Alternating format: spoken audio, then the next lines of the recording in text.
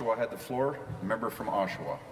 Thank you very much, Mr. Speaker, and I'm pleased to resume my talk from yesterday. I was just starting to get on a roll, so I will do my best to get back on that roll, but we'll start from the beginning.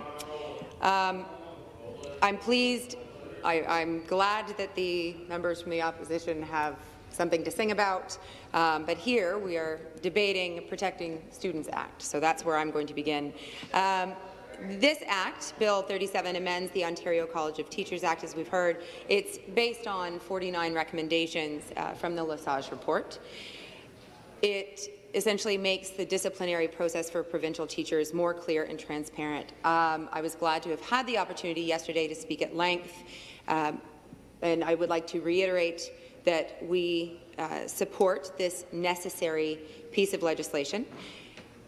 We recognize that very few teachers will ever be affected by this legislation, which deals with exceptions. All teachers are in positions of influence, authority, and trust. Almost all teachers value and protect our children and teach professionally with integrity and the best interests of our students at heart. Those who violate that trust, however, and are found guilty should be disciplined firmly and appropriately. New Democrats support tough legislation that protects kids and ensures fair due process. We absolutely must have proper oversight and measures in place to ensure that crimes are punished and our children are protected. As I said yesterday, there is nothing more important than the safety and psychological well-being of our children. We've heard our critic for the NDP from Windsor West speak at length about what a safe and supported learning environment should look like in our education system across the province. When we hear about unsafe learning environments or stressed learning environments, the Auditor General points at the $15 billion backlog when it comes to repairs in our schools. We talk about learning environments. We've heard about temperature extremes affecting learning, affecting the well-being of our children. Those who have to sit in cold classrooms in their coats or sweltering heat. And while I don't expect the Liberal government to control the weather, we do need to be having the conversations about safe and appropriate learning environments and what that looks like.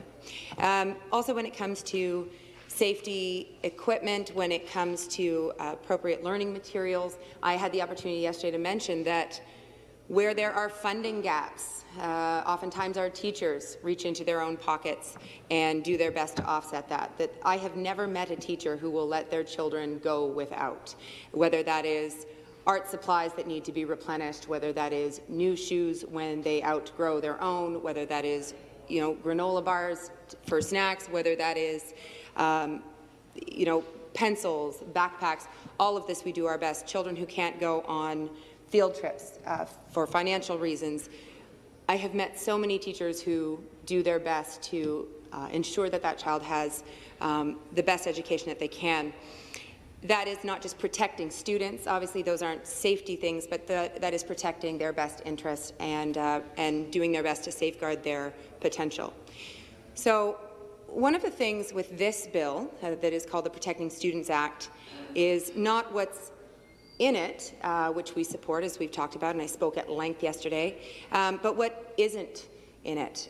There are conversations to be had. I'd like to take my time today and focus on an issue that has come to my attention with specifics being local that I'm going to talk about today, but I know that teachers and educators across the province, once they know this is a conversation that is being had, I'm sure are going to be forthcoming with their specifics in ridings across the province, and that is the issue of violence in our schools.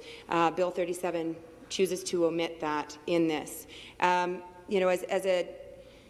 the critic for community safety and correctional services, I have the opportunity to talk about personal protective equipment, Kevlar vests, things like that, with some of some of our stakeholders and our first responders. I never thought I would stand in this legislature and have this conversation about grade 2 teachers and personal protective equipment, but that's what I want to talk about. I want to talk about escalating violence. I want to talk about a lack of funding for special education, that we're seeing fewer resources, we're seeing fewer supports, and now we're seeing fewer options. We're here to talk about protecting students. We have things happening in our schools like evacuations when there are violent incidents. And I'm not talking about things we see on the news. I'm talking about children who aren't having the supports that they need. Some of our special needs children are no longer getting the supports that they need and are in a state of agitation. The behaviours can become violent. And at that time, we now have policies in place like hold and secure, where classrooms are locked tight, locked down. Students can't leave to go to the washroom. Last week, we had one of our schools in hold and secure for 4 hours over lunchtime. No one could leave. No one could go home for lunch. No one could leave to use the washroom, and that is standard now. That is something that children are getting used to. Hold and secure, regular classroom evacuations. Less and less the exception, more and more what is becoming the norm. Violence should not be expected. Imagine the psychological impact of regular immersion in violence or unpredictable circumstance. How will that affect their learning? How does that affect their relationships? What will that look like when they leave the system and enter our society? When we're underfunding and cutting special education, and we're not ensuring that special education money is going where it should, we are creating dangerous, untenable situations. I'm going to, a little bit of background and getting specific here. Behaviour safety plans are used when there's a need, and they are legally binding documents, and they're more and more common for mainstream classroom teachers. So right now in classrooms, teachers are being mandated, where there is predictable violence, to wear heavy, bulletproof, bite-proof Kevlar. Kevlar. How can a grade 2 teacher be expected to inspire, to teach, to engage in learning, to bend to tie shoes when wearing fully weighted Kevlar hoodies and Kevlar shin guards all day, every day?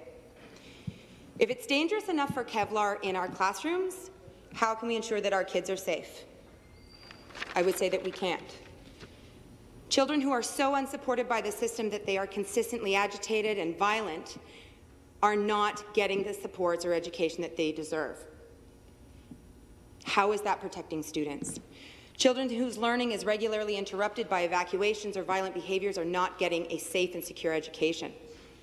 They're learning about violence. They're learning about violence without consequence. The Minister of Education can assert that children have the opportunity to learn in safe and secure environments. She didn't say hold and secure. We've heard from a teacher who was locked out of her classroom over lunch during a hold and secure. One of her primary students suffered terrible psychological distress because it triggered past trauma. She was terrified. That may be the exception, but we're going to hear more and more about how this is affecting our classrooms. We need to be protecting our students. This is happening in my riding. We're going to be hearing about it happening in your ridings. Kevlar hoodies, look it up. Kevlar hoodies are real. They're not bulletproof vests, they are Kevlar hoodies. Stop cutting our special education funding. Stop putting students last. Normalized violence, violence towards teachers without consequence, evacuations, hold and secure, and Kevlar body armour should not be a part of our education system. Every student has the right to a safe and secure, positive, nurturing learning environment. Please strengthen our education system. I think I'm out of time. Thank you, Mr. Speaker. Thank you. Questions and comments?